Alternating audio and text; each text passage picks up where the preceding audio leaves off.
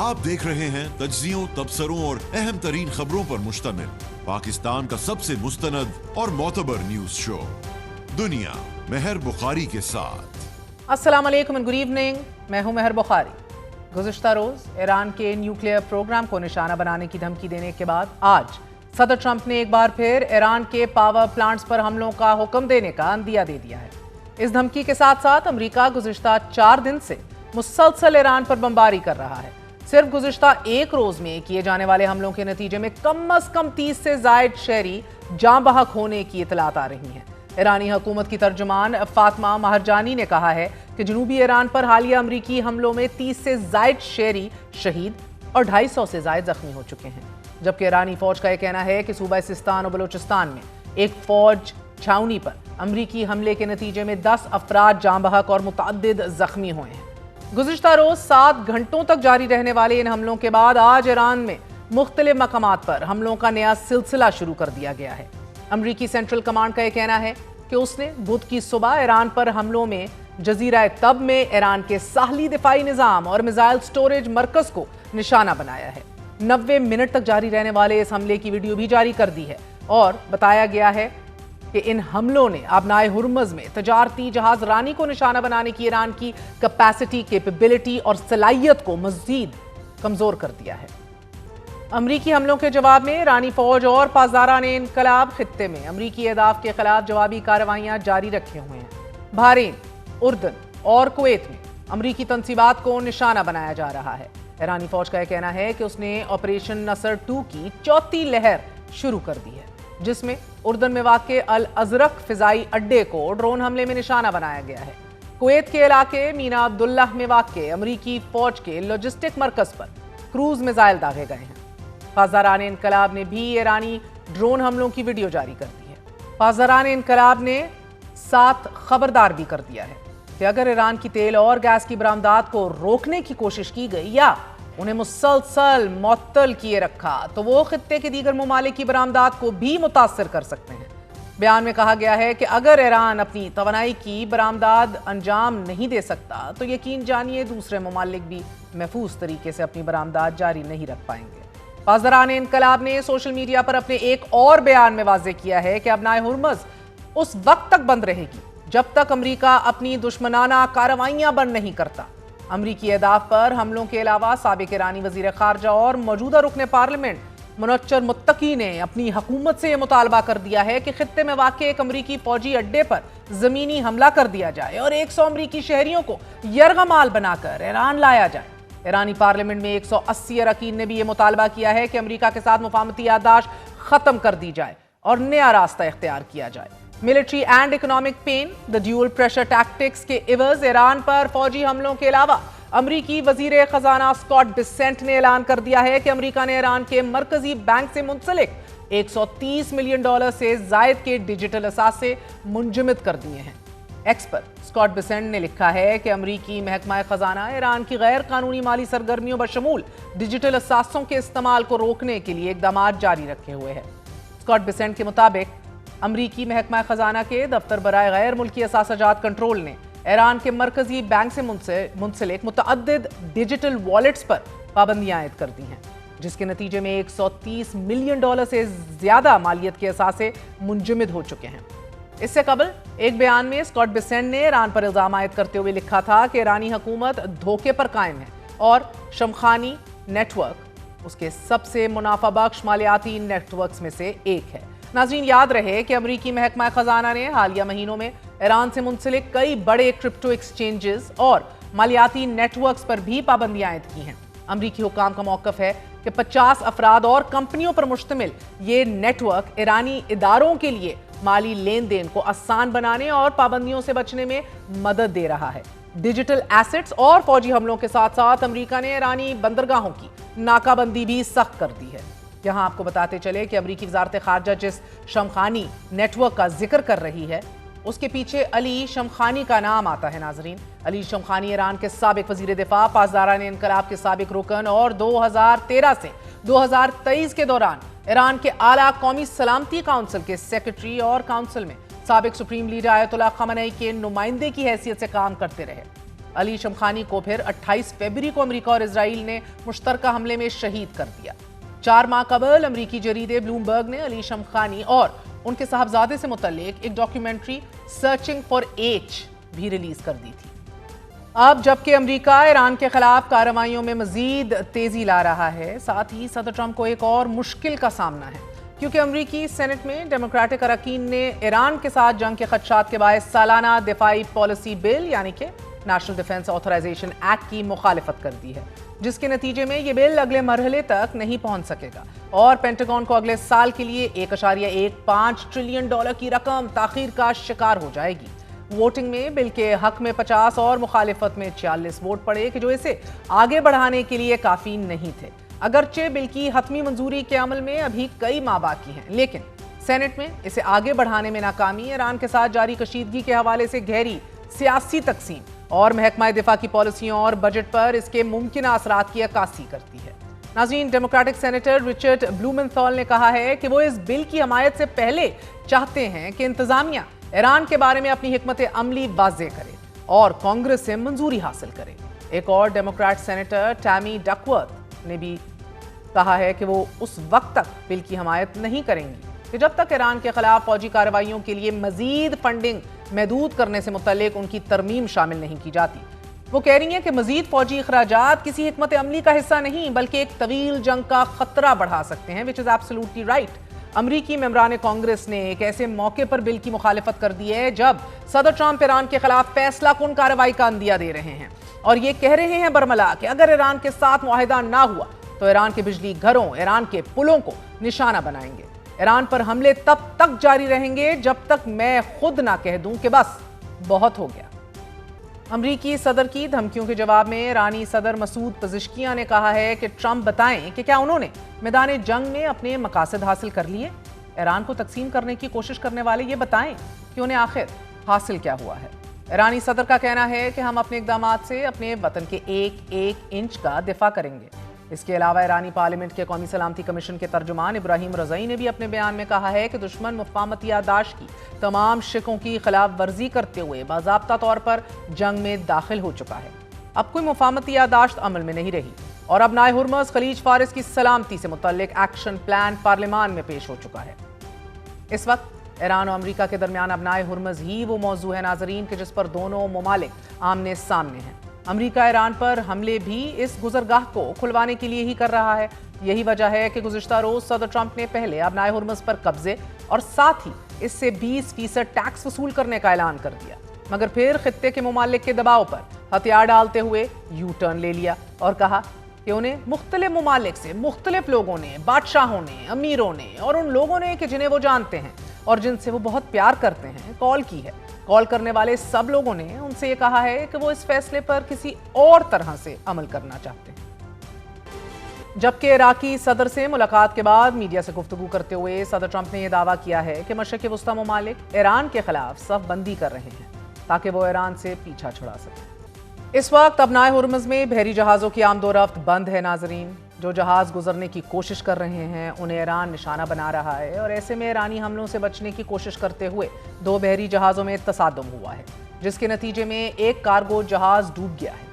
नाज़रीन, बज़ाहिर ऐसा लग रहा है कि ईरान और अमरीका एक दूसरे को सरनगू करने के हतमी मरहले में दाखिल हो चुके हैं। बज़ाहिर पाकिस्तान और कतर भी अब देखो और इंतजार करो की ही पॉलिसी पर अमल शुरू कर चुके हैं। कतर ने सालिसी की कोशिश को बज़ाहिर तर्क कर दिया है कि ईरान और अमरीका के दरमियान जंगबंदी करवाने के लिए पाकिस्तान ने सबसे ज्यादा कोशिश की है और अब जबकि दोनों ममालिक एक दूसरे को हथियार डालने पर मजबूर करना चाहते हैं तो वो ऐसा भी करके देख लें। दूसरी जानिब फिजाई हमलों के अलावा अब दीगर इक़दामात भी लिए जा रहे हैं या फिर उनके मुतालबे हो रहे हैं। आज ही बरतानवी अखबार फाइनेंशियल टाइम्स ने अपनी रिपोर्ट में यह दावा किया है कि हालिया जंग के दौरान ईरान ने अमरीकी फौजी एहलकारों की निगरानी के लिए मशरिक़ वस्ता के मोबाइल नेटवर्क्स पर साइबर हमले किए हैं और इन्हें हैक किया है। रिपोर्ट के मुताबिक ईरान ने जंग के दौरान मशरिक़ वस्ता के मोबाइल नेटवर्क्स में घुसकर अमरीकी फौजी एहलकारों और कॉन्ट्रैक्टर्स की नकलो हरकत और मकाम का सुराग लगाया। फाइनेंशियल टाइम्स के मुताबिक खलीजी ममालिक के बाज़ हुक्काम को शुबा है कि ईरान या उसके इत्तेहादियों ने मकामी मोबाइल कंपनियों के दरमियान मौजूद रोमिंग मुआहिदों से फ़ायदा उठाकर अमरीकी एहलकारों के मकामात मालूम करने की कोशिश की है। رپورٹ کے مطابق جنگ کے دوران ایران اور ایران نواز ملیشیاز نے عراق، بحرین اور خلیج کے دیگر علاقوں میں کئی ہوٹلز کو نشانہ بنایا ہے۔ بعض واقعات میں امریکی کنٹریکٹرز اور فوجی اہلکار زخمی بھی ہوئے ہیں۔ بحرین میں مینما کراؤن پلازا ہوٹل پر ایک میزائل گرا ہے کہ جو امریکی محکمہ دفاع کو رہائش، کپڑے دھونے اور پھر دیگر خدمات فراہم کرنے کے کئی معاہدے حاصل کر چکا تھا۔ ماہرین کا کہنا ہے کہ مخصوص حملوں کو ڈیجیٹل نگرانی سے جوڑنے کے لیے مزید تحقیقات ضروری ہیں، کیونکہ کسی ٹارگٹ، کسی ہدف کا تعین کرنے کے لیے کئی دیگر ذرائع بھی استعمال کیے جا سکتے ہیں کہ جن میں انسانی مخبر، ہوٹلز کے آن لائن جائزے اور فیس بک پوسٹ بھی شامل ہیں کہ جو کہ بعض اہلکار تعیناتی کے دوران چھوڑ جاتے ہیں۔ سابق CIA اہلکار مائیکل سٹروکس کے مطابق مسئلہ یہ ہے کہ ڈیجیٹل نگرانی کے لیے فون کو ہیک کرنا ضروری نہیں ہے۔ اسمارٹ فونز بڑی مقدار میں ذاتی معلومات، انفارمیشن خارج کرتے ہیں کہ جسے وہ ڈیجیٹل اخراج قرار دیتے ہیں۔ اس ڈیٹا سے مقام، رابطوں، حتیٰ کہ قدموں کی تعداد تک کا اندازہ لگایا جا سکتا ہے۔ ان کے مطابق سرکاری ملازمین اکثر محفوظ فونز جو خصوصی مشنز یا حساس تعیناتیوں کے لیے تیار کیے جاتے ہیں استعمال کرنے کی بجائے اپنے ذاتی اسمارٹ فونز بھی استعمال کرتے ہیں یا پھر دونوں فونز ساتھ رکھتے ہیں، جس سے ان کی ڈیجیٹل سرگرمیوں کے نشانات باقی رہتے ہیں۔ فائنینشل ٹائمز کے علاوہ امریکی اخبار نیو یارک ٹائمز سے گفتگو کرتے ہوئے centre for strategic and international studies سے منسلک ایک محقق نے ایرانی ہیکر کے سائبر حملوں سے متعلق یہ کہا ہے کہ اہداف کی نشاندہی کے لیے موبائل نیٹ ورک سگنلز کا استعمال ایران کی سائبر جنگی صلاحیتوں میں نمایاں پیش رفت کی علامت ہے کہ جو ایرانی میزائلوں کی زد میں موجود امریکی اہلکاروں کے لیے ایک ممکنہ خطرہ بن سکتی ہے۔ گزشتہ چند برسوں میں اور خاص طور پہ اس تنازع کے دوران ایران نے غیر معمولی تخلیقی صلاحیت کا مظاہرہ کیا ہے اور یہ اس کی بڑھتی ہوئی تکنیکی مہارت کی واضح علامت ہے۔ ناظرین، اب ایک طرف امریکہ ایران کو سرنگو کرنے کے لیے اس کی اہم ترین تنصیبات پر حملے کر رہا ہے، not far from actually attacking civilian infrastructure as well، تو دوسری جانب اسرائیلی وزیر اعظم کا لیبنان اور شام پر حملے اور مزید زمین پر قبضہ بھی جاری ہے۔ آج ہی امریکی صدر نے اسرائیلی وزیر اعظم نیتن یاہو پر شام اور لیبنان سے افواج کی واپسی کے لیے پھر دباؤ ڈالا ہے، لیکن نیتن یاہو نے اس پر عمل کرنے کی بجائے اسرائیلی فوج کے انخلا سے یہ کہہ کر کلی اور صاف انکار کر دیا ہے کہ جنوبی شام اور جنوبی لیبنان میں فوجی موجودگی اسرائیل کی ملکی سلامتی کے لیے ناگزیر ہے۔ یہ ایک نہیں، دوسرا نہیں، تیسرا موقع ہے جب صدر ٹرمپ نے نیتن یاہو کو کچھ کہا ہو اور نیتن یاہو نے ایسا کرنے سے انکار کر دیا ہو۔ گزشتہ ماہ لیبنان سے متعلق اپنے مطالبات منوانے کے لیے ٹرمپ نے نیتن یاہو کی اہلیہ پر بھی دباؤ ڈالا، مگر وہ بھی نیتن یاہو کو قائل کرنے میں ناکام ہو، جس کے بعد صدر ٹرمپ نے 8 جون کو نیتن یاہو پر یہ واضح کیا تھا کہ اگر اسرائیل نے کشیدگی میں اضافہ جاری رکھا تو ایران کے خلاف اسرائیل خود کو اکیلا پائے گا۔ کھوکھلے الفاظ ثابت ہو رہے ہیں۔ ایک چھوٹا سا وقفہ لیتے ہیں، وقفے کے بعد بات کریں گے ہمارے ساتھ واشنگٹن ڈی سی سے سینئر صحافی انور اقبال اور مڈل ایسٹ ایکسپرٹ منصور جعفر موجود ہوں گے۔ اسٹے ود اس۔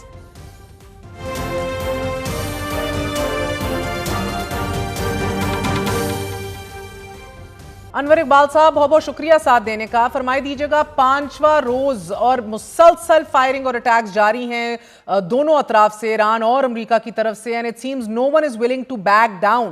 اس کی کوئی اینڈ گیم آپ کو دکھائی دے رہی ہے؟ جی، سب سے پہلے تو آپ کا شکریہ۔ دیکھیں، اینڈ گیم تو ظاہر ہے کہ نہیں ہے، اور دونوں کو احساس ہے کہ جنگ جو ہے، جنگ سے کسی نتیجے پر نہیں پہنچ سکتے، لیکن دونوں برتری چاہتے ہیں کسی قسم کی، جس کے بعد ان کا خیال ہے کہ اس سے ان کی مذاکرات میں پوزیشن مضبوط ہوگی۔ ایرانی بھی یہی سمجھتے ہیں اور امریکی بھی یہ سمجھتے ہیں کہ جنگ کی صورت میں کوئی ایسا نتیجہ سامنے آئے جس سے مذاکرات میں ان کی پوزیشن مستحکم ہو سکے۔ اور سر، آپ واشنگٹن ڈی سی میں موجود ہیں، ود ان the city، کیا بات ہو رہی ہے کیپٹل میں بھی کہ صدر ٹرمپ کا اینڈ گیم کا پلان ایگزیکٹلی ہے کیا؟ سینٹیمنٹ کیا ہے؟ لنزی گراہم بھی اب موجود نہیں رہے، اینڈ ڈیموکریٹس اور ریپرزینٹیٹیوز کیا سوچ رہے ہیں ایگزیکٹلی؟ دیکھیں، یہاں جس طرح جنگ کے ابتدائی دنوں میں اور جو 40 روزہ جنگ کے دوران جو جس طرح کے بہت واضح سینٹیمنٹ تھے، اب اس وقت نہیں ہے۔ اب اس وقت مکسڈ میسیجز مل رہے ہیں صدر ٹرمپ کو۔ اچھا، معیشت بھی جو ہے، جنگ جب پہلے شروع ہوئی تھی اس وقت $1 کہیں $1.5 اضافہ ہو گیا تھا گیس کی قیمتوں میں، پیٹرول کی قیمتوں میں، اور پیٹرول کی قیمتوں میں اضافے کے ساتھ ظاہر ہے فوڈ ہر چیز میں اضافہ ہوا تھا. اب اس دفعہ جنگ جب شروع ہوئی اس کے بعد سے قیمتیں تقریباً پیٹرول کی بھی ان میں کوئی خاص اضافہ نہیں ہوا ہے اور فوڈ کی قیمتوں میں بالکل نہیں ہوا ہے. انکریزنگلی آپ دیکھ رہے ہیں کہ جو میڈیٹرز بھی تھے سر، پاکستان ہو قطر ہو، دو مین میڈیٹرز دونوں ابھی خاموش ہیں.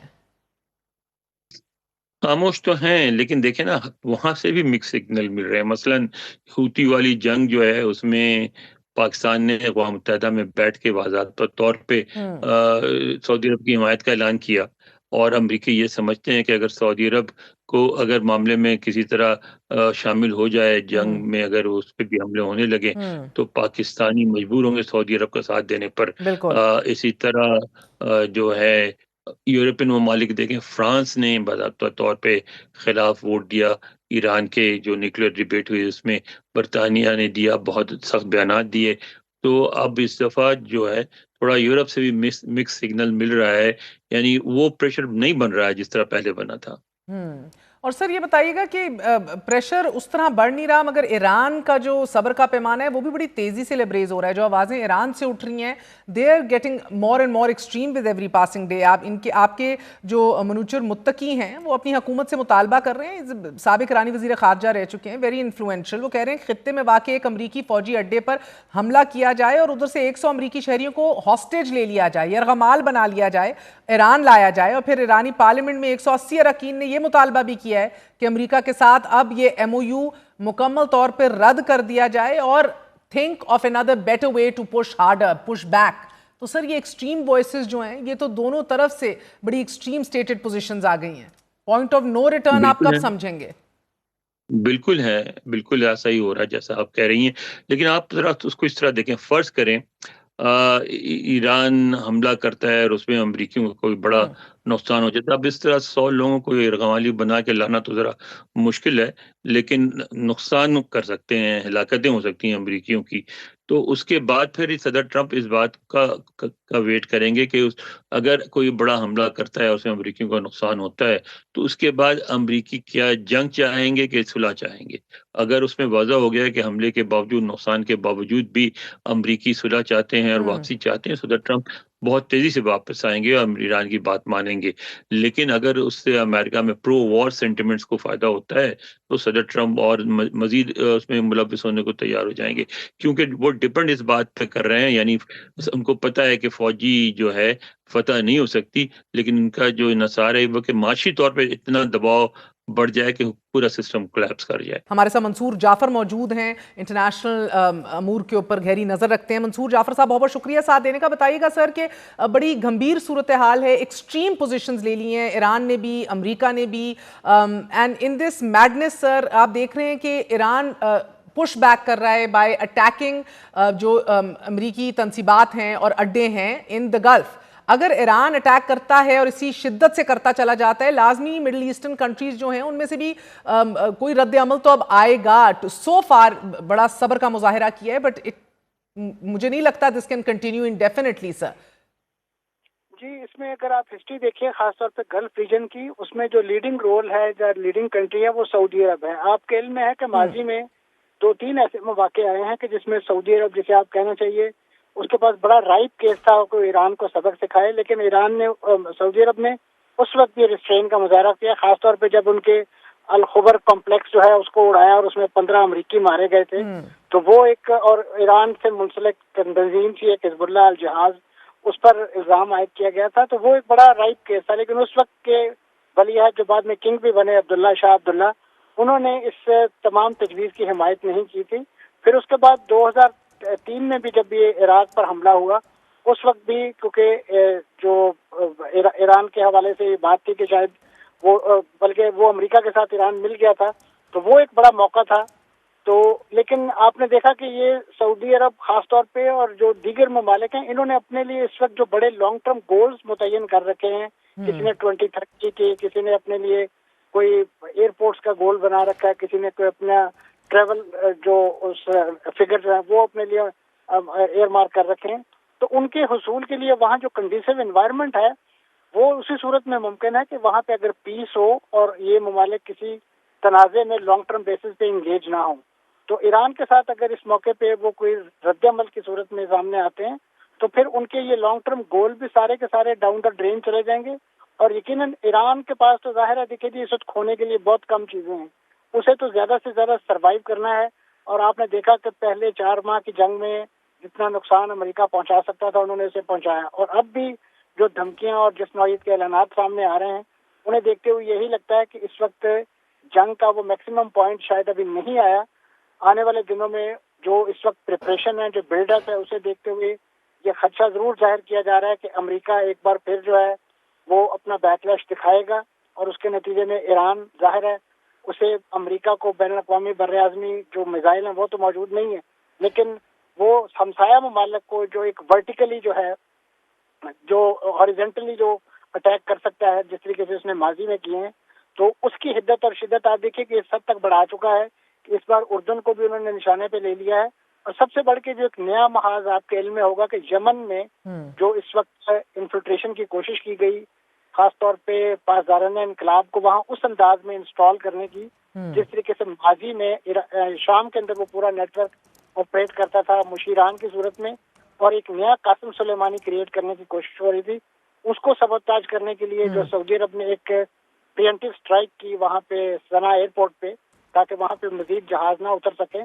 तो अब जाहिर है यमन की तरफ से जो रद्द अमल बराह रास्त सऊदी अरब पर अटैक की सूरत में देखने को मिला है, तो उसके जाहिर डांडे ईरान के साथ ही मिलाए जा रहे हैं कि ईरान ही की वो एक प्रॉक्सी है, ईरान ही उन्हें नरिश करता है और ईरान ही उन्हें इस पूरे। सर, सऊदी अरब की तरफ से कोई रद्द अमल आया है हौसियों के अटैक के हवाले से? हमारे वजीर आजम ने तो मजम्मत की। जी, उसमें सऊदी अरब ने भी यकीनन मजम्मत की है, बल्कि उसमें जो GCC के जो सेक्रेटरी जनरल हैं और उनके जो भी रिप्रेजेंटेटिव फोरम है, बड़ा उसको स्ट्रांगली कंडेम किया गया है और उसके रिपरकशन के हवाले से भी ईरान को और यमन को जो है वो आगाह किया गया है। लेकिन आपके इल्म में है कि 2015 से सऊदी अरब वहाँ पे इसी नौयत की कार्रवाइयाँ कर रहा है। लेटली वहाँ पे जो एक इंटरनेशनल रिकग्नाइज्ड गवर्नमेंट थी उसकी और जो UAE की जो फौज थी उनके दरमियान एक तनाज़ा क्रिएट हुआ, जिसके बाद आपने देखा कि सऊदी अरब और UAE वहाँ पे बैटलफील्ड की सूरत में एक दूसरे के सामने आ गए। बिल्कुल।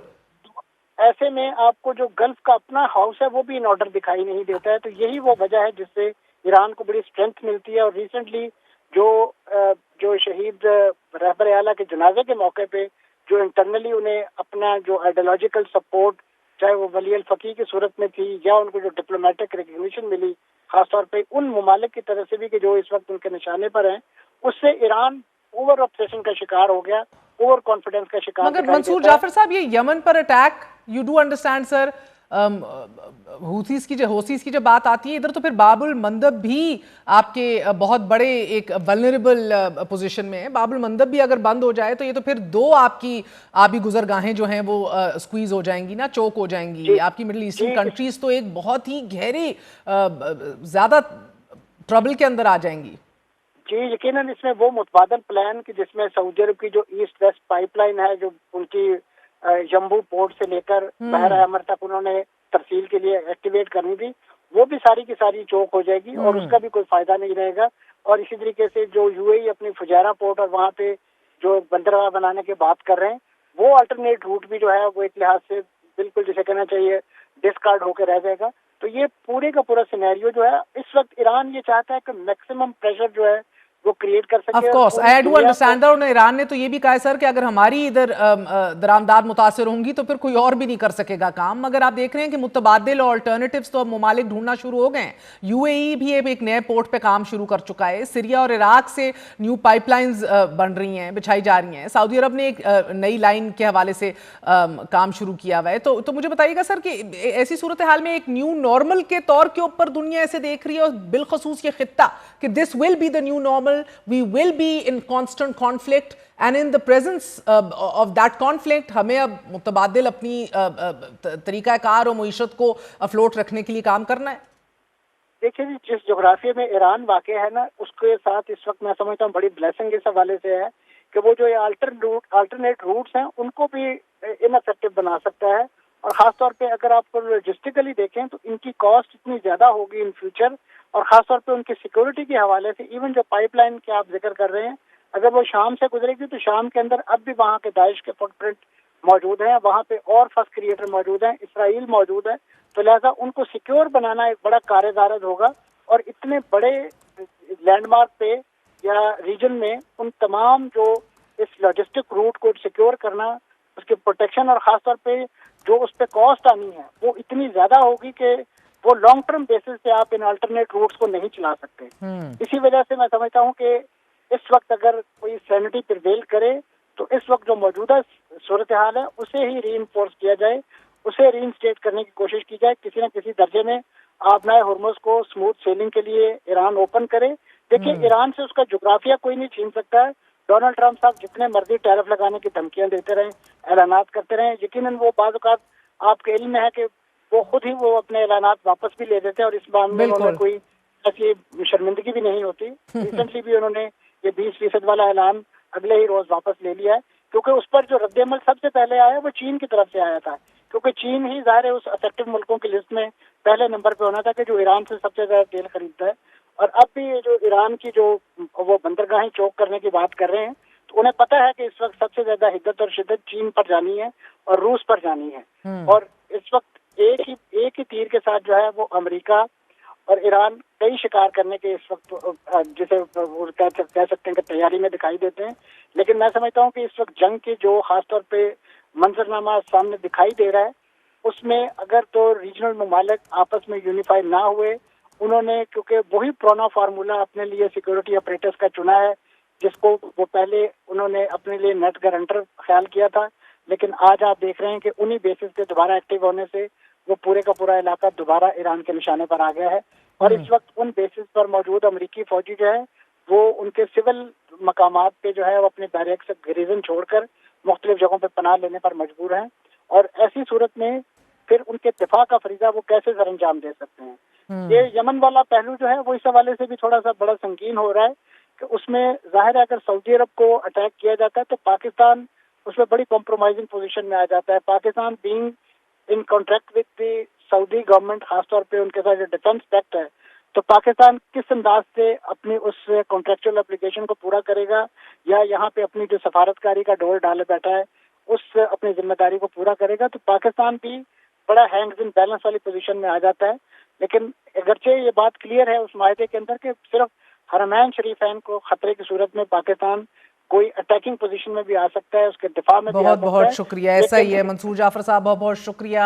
ناظرین, دونوں اطراف سے جو رد عمل ٹٹ فار ٹیٹ اور دباؤ اور حملوں کا سلسلہ جاری ہے, بہت جلدی یہ ایسکلیٹ ہوتے دکھائی دے رہا ہے ایک ایسے پوائنٹ کے اوپر کہ جہاں اس کی قیمت نہ صرف یہ دونوں ممالک بلکہ پوری دنیا چکا رہی ہوگی, جو کہ ابھی بھی چکا رہی ہے. آج بھی ایک بار پھر ہم نے دیکھا کہ آئل پرائسز جو ہیں پورے مہینے کی ٹاپ ترین سطح پر $87 پر بیرل جو ہیں وہ پہنچ گئیں, before slightly polling back after president Donald Trump announced کہ وہ اپنا 20% کارگو فی کی بجائے اب ہارموز کے اوپر ٹریڈ اور انویسٹمنٹ ڈیلز کریں گے گلف ممالک کے ساتھ. I don't know how this will exactly pan out, how President Trump is hoping and talking about getting investment deals out of this conflict. It is absolutely getting from bad to worse. It is bordering ridiculous بہت دیر سے, مگر اب بدقسمتی سے دونوں ثالث ممالک جو ہیں وہ بھی ویٹ اینڈ سی کی پالیسی کے اوپر ہی دکھائی دے رہے ہیں. چھوٹا سا وقفہ لیتے ہیں, وقفے کے بعد حاضر ہوں گے. Stay with us.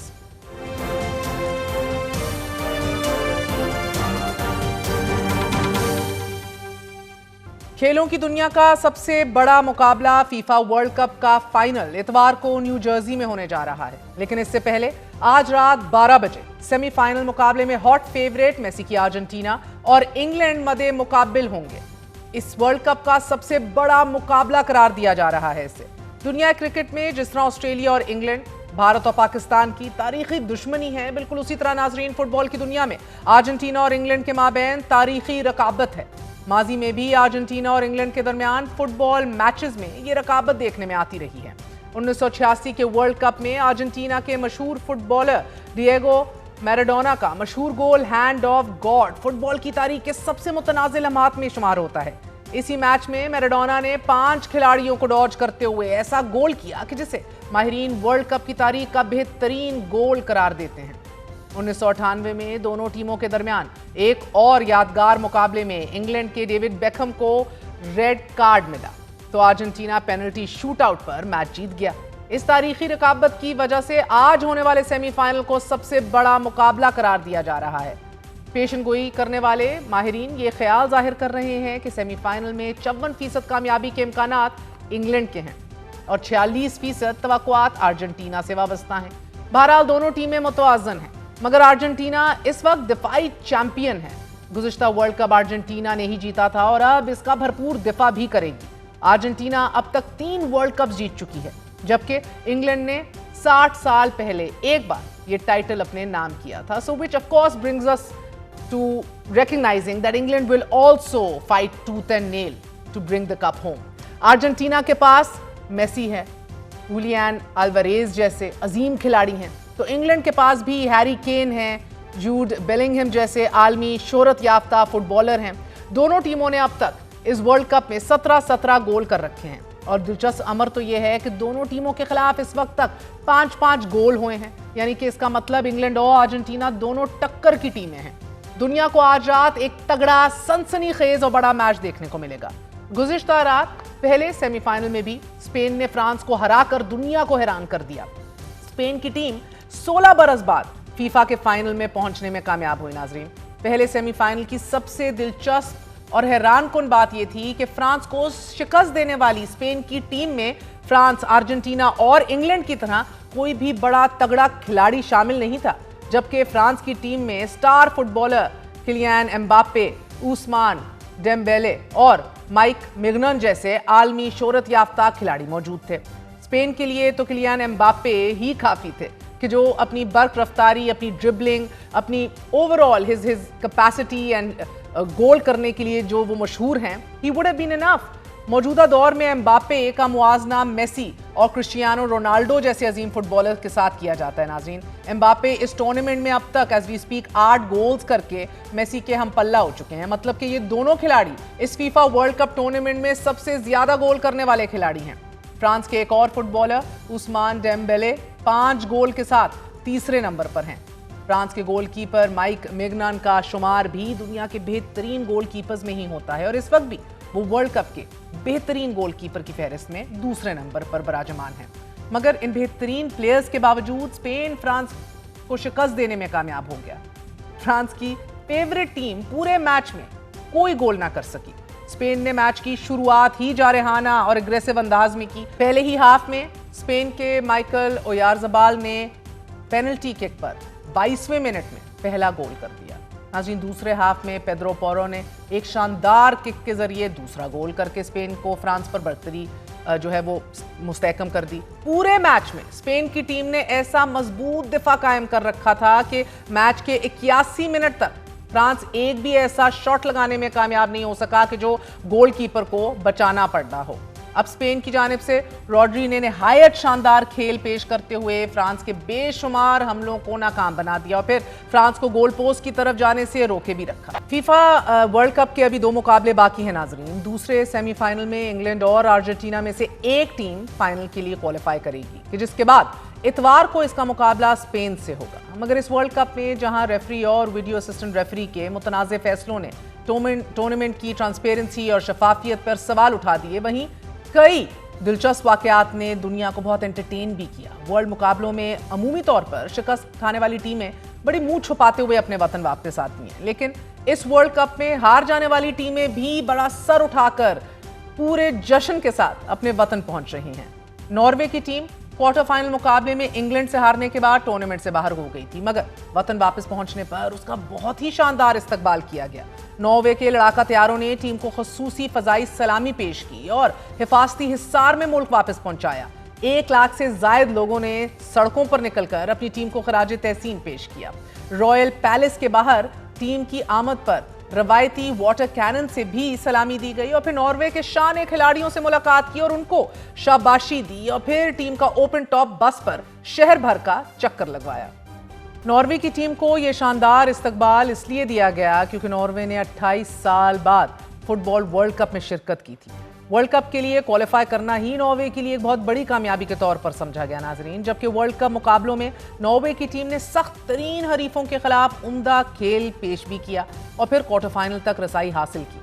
नॉर्वे की तरफ से अपनी टीम के शानदार इस्तकबाल को पूरी दुनिया में सराहा जा रहा है। और नॉर्वे 55 लाख आबादी का एक छोटा सा मुल्क है। 55 लाख आबादी से बेहतरीन फुटबॉलर्स पैदा करना इतना आसान काम नहीं है। छोटा मुल्क होने के बावजूद नॉर्वे ना सिर्फ फुटबॉल बल्कि skiing, golf, tennis, athletics, handball, ये तमाम स्पोर्ट्स मुख्तलिफ खेलों में आलमी मेयार के खिलाड़ी पैदा कर रहा है। नॉर्वे की तरह मिस्र की टीम का भी वतन वापस पहुंचने पर शानदार इस्तकबाल किया गया और मिस्र की टीम अपने आखिरी मुकाबले में अर्जेंटीना से बुरी तरह शिकस्त खा गई थी।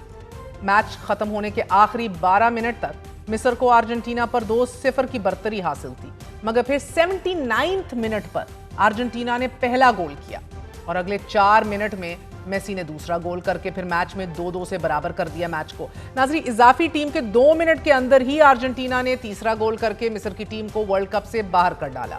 मगर ये वही मैच है कि जिसमें मैच रेफरी और वीडियो असिस्टेंट रेफरी के फैसलों पर अभी भी एज वी स्पीक शदीद तंकीद हो रही है। इस मैच में मिस्र के खिलाड़ी मुस्तफा जीको ने ऐसे लम्हे गोल किया कि जिसने मिस्र को अर्जेंटीना पर बरतरी दिला दी, मगर वीडियो असिस्टेंट रेफरी ने मैच रोककर खेल को जब रिवाइंड किया, पीछे लेकर जाकर वीडियो देखी, तो गोल करने से चंद सेकंड पहले मिस्र के मिडफील्डर मरवान अतिया से फाउल हो गया था।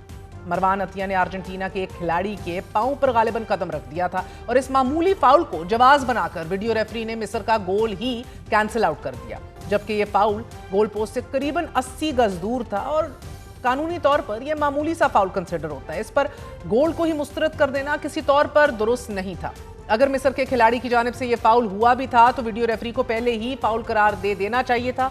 मिस्र का गोल मुस्तरद करने से अर्जेंटीना की फतह यकीनी हो गई, but it is still heavily criticised and contested. मिस्री अवाम ने बहरहाल शानदार खेल पेश करने पर अपनी टीम को बहुत ही शानदार अंदाज में वेलकम किया। फीफा का वर्ल्ड कप जहां मुतनाज़ फैसलों की वजह से पूरी दुनिया में हाईलाइट हुआ है, वहीं बहरहाल बेहतरीन खेल ने भी करोड़ों लोगों को एंटरटेन किया है। साथ ही साथ मैदान के बाहर भी कुछ ऐसे दीदनी और तारीखी मनाजिर देखने में आए हैं कि जिसे तारीख शायद कभी फरामोश ना कर पाए। और वर्ल्ड कप में मजमूई तौर पर 48 टीमों ने हिस्सा लिया, मगर केप वर्ड नामी एक छोटे से जजीरा नुमा मुल्क ने दुनिया भर की तवज्जो अपनी तरफ मबजूल करवा ली। फीफा वर्ल्ड कप में सबसे कमजोर समझी जाने वाली इस टीम में ऐसे खिलाड़ी शामिल थे नाजरीन के जो यूरोप की निचली दर्जे की लीग में भी खेलते थे, मगर इस मामूली सी टीम ने फाइनल तक रसाई हासिल करने वाली स्पेन की टीम को नाको चने चबा दिए।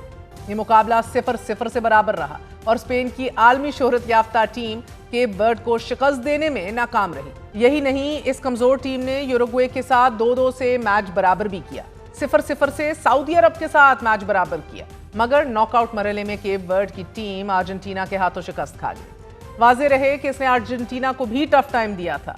इजाफी वक्त मिलने पर अर्जेंटीना 3-2 से ये मैच जीतने में कामयाब हुआ और टीम के 40 साला गोलकीपर वोजिनिया ने शानदार खेल पेश करते हुए हैरत अंगेज तौर पर 18 यकीनी गोल्स को रोका। उन्होंने मेसी और विनी जूनियर को भी गोल करने से रोके रखा और जब ये टीम अपने वतन वापस पहुंची तो इसका जो वेलकम और इस्तकबाल है वो भी कौमी हीरोज की तरह ही किया गया। नाज़रीन, जमहूरिया कॉन्गो ने 52 साल बाद वर्ल्ड कप में शिरकत की और ये टीम जब ह्यूस्टन पहुंची तो उसने अपने लिबास और नक्शो निगार से दुनिया को अपनी तरफ मुतवज्जे कर लिया। कॉन्गो के सुपर फैन माइकल कूका ने भी दुनिया को तारीख की तरफ मुतवज्जे होने पर मजबूर किया। माइकल कूका हर मैच के दौरान पूरे वक्त एक चबूतरे पर मुजस्मे की तरह बिल्कुल साकत खड़े रहे। उनके इस अंदाज को देखकर बहुत से नाजरीन ने उनके गेटअप से मिलती जुलती शख्सियात का पस मंजर जानने की कोशिश की। And then we found out, तो पता चला कि माइकल कूका बुनियादी तौर पर कॉन्गो के इनकलाबी रहनुमा पेट्रिस लुमुम्बा का किरदार पेश कर रहे थे कि जिन्होंने मुल्क को नौआबादियाती निज़ाम से आज़ादी दिलाने में अहम तरीन किरदार अदा किया था। इसी तरह नॉर्वे ने भी वाइकिंग रो का मुनफरिद जश्न मनाकर दुनिया को एंटरटेन रखा। नॉर्वे की वाइकिंग रो वाज़ेह रहे पूरे टूर्नामेंट की मकबूल तरीन रवायात में से एक साबित हुई। नॉर्वे के शायकीन ने सिर्फ स्टेडियम में ही नहीं बल्कि बॉस्टन के साउथ स्टेशन पर भी इज्तिमाई तौर पर चप्पू चलाने का ये जश्न मनाया। और फिर फीफा वर्ल्ड के इन मुकाबलों में जापानी टीम ने भी ऐसा अंदाज अपनाया कि जिससे ये पैगाम दिया गया कि खेल से मोहब्बत का एक और अंदाज भी होता है, खामोश, बावकार और दूसरों का एहतराम करने वाले। इस जापानी जबान में फलसफाए मीवाकू कहा जाता है इसे। जापानी शायकीन फुटबॉल ने फैंस ने अपने चेहरों पर रंग किए, जंगजुओं जैसा लिबास जेबतन किया और फिर मैच में जोश व खरोश भरते रहे। लेकिन जो ही मैच का फैसला हो गया, हमने क्या देखा कि टीम हारी या जीती, उन्होंने बगैर किसी तामुल के फौरन अपनी नशिस्तें साफ करना शुरू की, अपने साथ लाए हुए जो प्लास्टिक के थैले थे उनमें कचरा जमा किया, स्टेडियम को बिल्कुल उसी तरह साफ शफाफ छोड़कर गए कि जैसे उन्हें मिला था। जापानी खिलाड़ी भी हर मैच के बाद अपने शायकीन की तरफ झुककर सलाम करते रहे, उनका शुक्रिया अदा करते रहे। और इसी तरह स्कॉटलैंड की बात कर लीजिए तो स्कॉटलैंड के शायकीन ने भी बोस्टन में खेल के मैदानों में जोश व खरोश भर दिया। पार्क्स, अवामी मकामात, इन सब पर बैक पाइप्स की धुनों के साथ जश्न मनाते रहे। स्कॉटलैंड के मुजस्मों के सरों पर ट्रैफिक कोन रखने की एक रवायत बहुत मशहूर है। हमने क्या देखा कि स्कॉट शायकीन और जो फैंस हैं उनने जॉर्ज वॉशिंगटन और सैमुअल एडम मुजस्मों के सरों पर ट्रैफिक कोन रखकर इस दिलचस्प रवायत को दुनिया भर में उजागर कर दिया। तो फीफा का यह आलमी मुकाबला कुछ हसीन और तल्ख यादों के साथ अपने आखिरी मरहले में दाखिल होने जा रहा है और आज सेमीफाइनल अर्जेंटीना और इंग्लैंड में से फतह हासिल करने वाली टीम का इतवार को स्पेन से फाइनल मुकाबला होगा। फुटबॉल का आलमी चैंपियन कौन होगा, इसका फैसला बहरकैफ इतवार को ही हो जाएगा। इजाजत दीजिए, गुड नाइट, अल्लाह हाफिज।